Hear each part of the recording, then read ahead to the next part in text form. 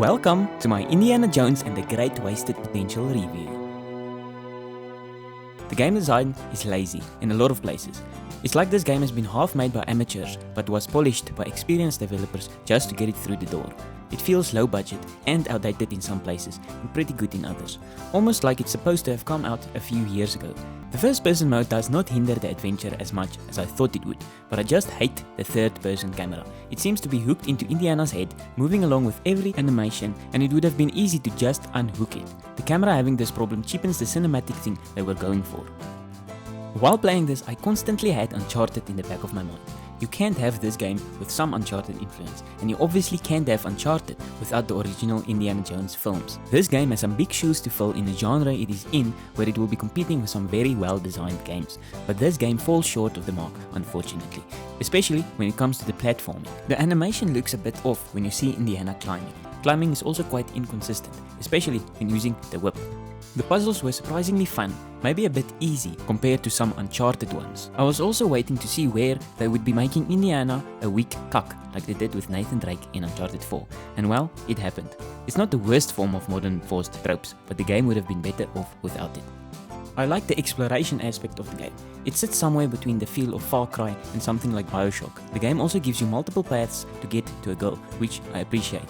You have a lot of options to clear a level, either by stealth or force, which is always a fun choice, and the game isn't too harsh when you fail at stealth. The game isn't too long and has some replayability if you want to get 100% completion. I actually really liked this game until the DEI consultant's notes started appearing. The game is heavily story focused, of course, which is fine when it's done right, which this was not.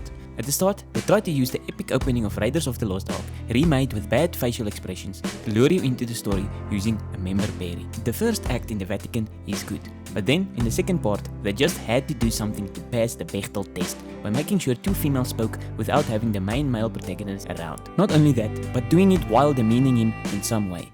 I did it. I've had the steak. Marvelous. Damn Noel, you are a genius.